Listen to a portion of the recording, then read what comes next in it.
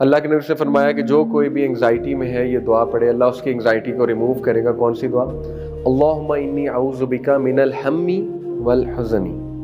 पहली दो चीज़ें, हम और हुज़न। अब मैं आपको हम और हुज़न का कॉन्सेप्ट समझाता हूँ। हम जो है ये बाय द वे याकूब अलैहिस्सलाम ने भी कहा था ना, इन्नमा अश्कू बस्सी क़ाल इन्नमा अश्कू बस्सी व हुज़नी इलल्लाह। बस और हम, ये भी दो अलग कॉन्सेप्ट है। बस उस गम को कहते हैं जो अंदर ही अंदर दीमक की तरह खा जाए इंसान को, उसको बस कहते हैं। हुज़न क्या होता है? I will come to it, but first हम, जिसमें इस दुआ में हम और हुज़न का जिक्र है। हम ओवर थिंकिंग को कहते हैं अरबिक लैंग्वेज के मुताबिक। ऐसी चीज जो अभी हुई नहीं, विच मे हैपन और मे नॉट हैपन। ठीक है, एंग्जाइटी की डेफिनेशन ही है ना। एंग्जाइटी क्यों होती है? एंग्जाइटी एक फियर की स्टेट है अकॉर्डिंग टू साइकोलॉजी। किस बात पे? उस बात पे जो हो सकती है, इम्पेंडिंग फियर कि मेरा क्या बनेगा।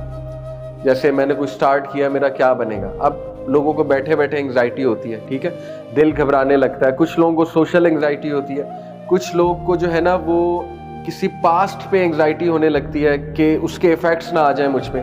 कोई गुनाह किया हुआ है, अब ऐसा ना हो उसकी कोई नहुसत आ जाए मेरे ऊपर, ठीक है, इसकी एंग्जाइटी होने लगती है। कुछ लोगों को मुस्तकबिल की एंग्जाइटी होने लगती है, मेरे बच्चों का क्या बनेगा, मेरा क्या बनेगा, ठीक है, या मुझे जॉब से ना निकाल दिया जाए, इसकी एंग्जाइटी हो जाती है।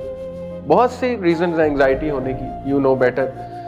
तो एंग्जाइटी होती ही फ्यूचर के फियर से।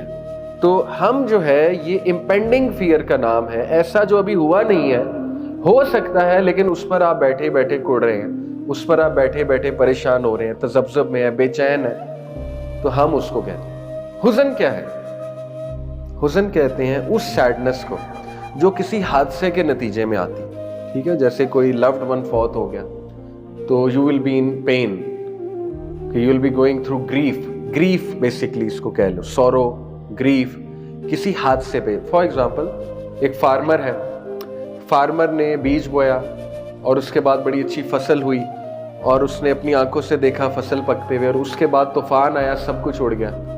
तो वो फिर इस गम में होगा, इस ग्रीफ में होगा, किसी लॉस के नतीजे में ग्रीफ, उसको हुज़न कहते हैं, या किसी लव्ड वन के फौत होने के नतीजे में। तो ये दो ऐसे बेसिकली इमोशंस हैं, अल्लाह ने हमें कुरान में भी बताए।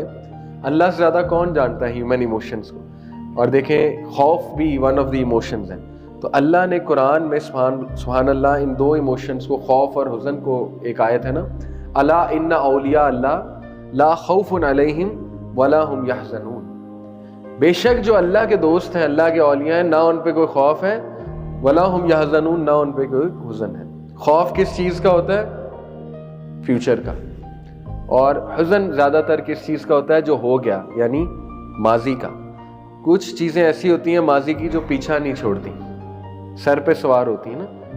खौफ भी होता है, डर भी होता है। तो पहली दो चीज़ें, अल्लाहुम्मा इन्नी अऊज़ु बिका मिनल हम्मी वल हुज़नी वल अज्ज़ी वल कसली। अगली दो चीज़ें क्या हैं? अज्ज़ और कसल किसे कहते हैं? अज्ज़ क्या है? डीमोटिवेशन।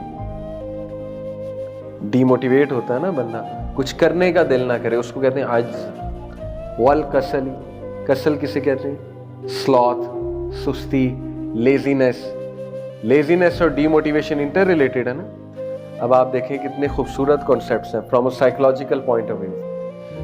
जब एंग्जाइटी तारी होती है तो एंग्जाइटी का नेक्स्ट स्टेप क्या है? हुज़न, ग्रीफ, सॉरो, है कि नहीं?